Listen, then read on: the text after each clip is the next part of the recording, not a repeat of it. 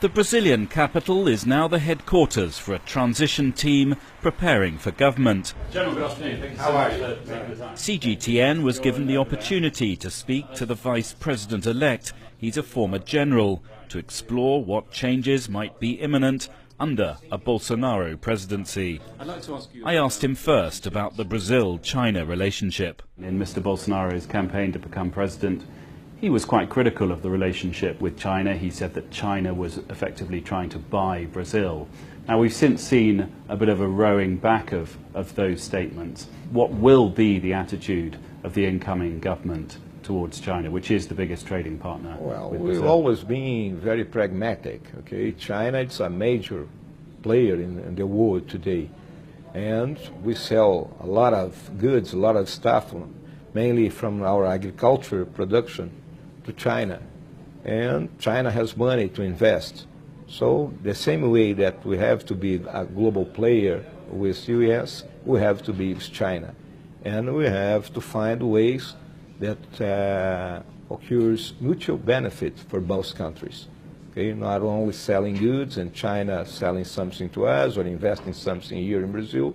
So we have to explore the best of China, and they can explore the best of us. Specifically, are you going to try and make this economy less dependent on commodities? I mean, that has been historically one of the big problems of Brazil and many of its neighbours, that it's all fine in the good times when commodity prices are high, but when they dive, then the government's in trouble. Yeah, the problem is we have, our industry has been shattered by the problems that we suffer in our economy.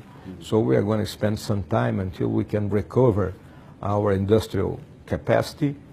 We have to invest a lot in technology because, you know, we are in the moment of the industry 4.0. Okay, it's a different moment in the world. The association between artificial intelligence and biotechnology is coming very hard, so we have to be prepared to this. But at this very moment, okay, the agriculture production is much important because Brazil can feed the world. Okay, we can have a harvest of 3 times a year here. Okay, and so if we invest in technology in the agriculture, we can put good food in the table of everybody in this world. So I think this is a point we have to look with a very, very, very good way. Now, Brazil can feed the world, but there may be an environmental cost to that, and much of the international coverage, really, of Bolsonaro's victory has focused on what might happen to one of the great world environmental treasures, the Amazon. You have this extraordinary resource in your country. Is the Amazon threatened by a Bolsonaro presidency? No, never. We both come from the army, and the army is in the Amazon area, it's protecting the Amazon area. I lived there for 5 years.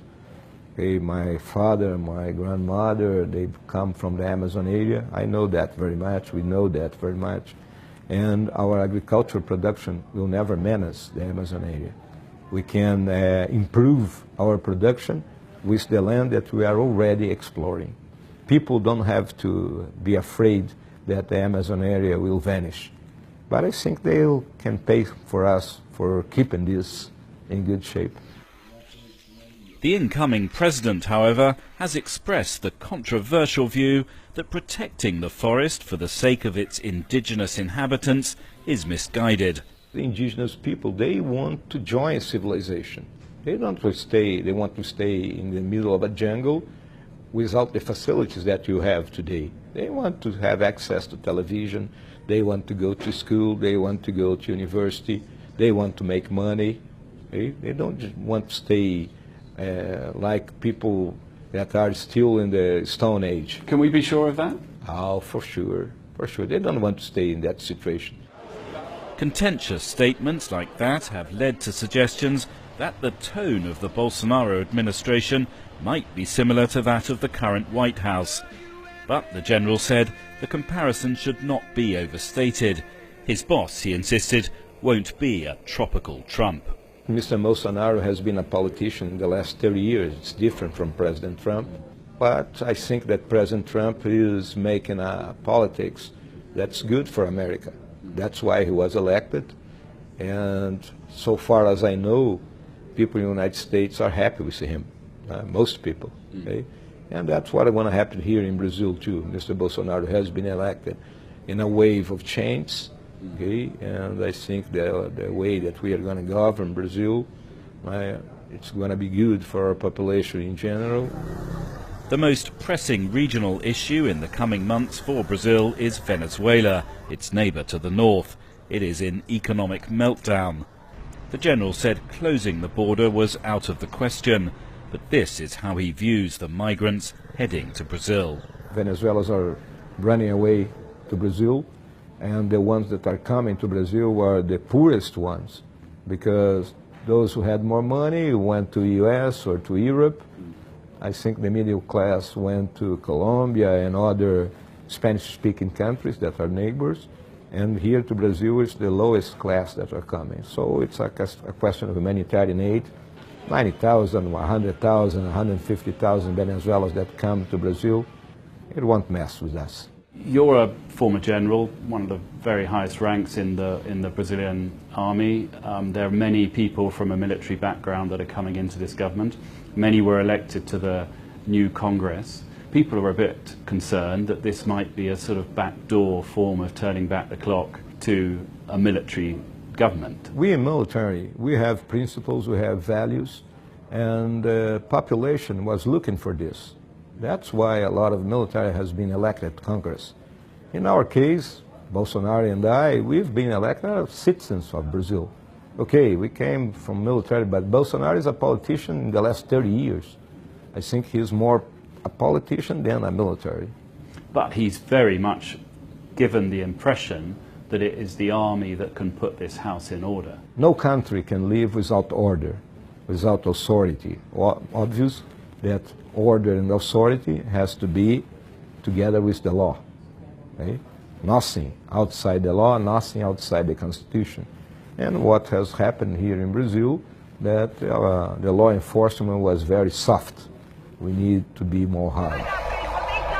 Brazil is still in the midst of the biggest political corruption investigation this country's ever seen. One of the controversial decisions Mr. Bolsonaro has made is to appoint the judge that oversaw that investigation as his own justice minister. The Vice President-elect said the appointment is not about closing down the inquiry. It, he says, shows how determined his government will be against corruption. He is giving a serious advice to Brazil as a whole that the combat to corruption will be endless. We can't afford corruption. We can't stand corruption. It's a illness that Brazil has. And so we have to treat this illness, and we have to try to stop with this forever. On the economy, President-elect Bolsonaro plans a radical privatization program. That could include selling off part of the state-owned oil giant Petrobras, though not the entire company. We have today, I think, about 147 state-owned companies, and most of them can be privatized. But in the case that you talk with Petrobras, it's an asset of Brazil. And finally, on a sort of personal note, you're coming in as a vice president of Brazil. I think that of the 37 presidents in Brazil, 8 were formerly vice presidents. Now, I'm not going to ask you whether you want to be president, but you must have pondered the possibility that through circumstance or any other possibility, really, there is a chance you could become president. What do you think?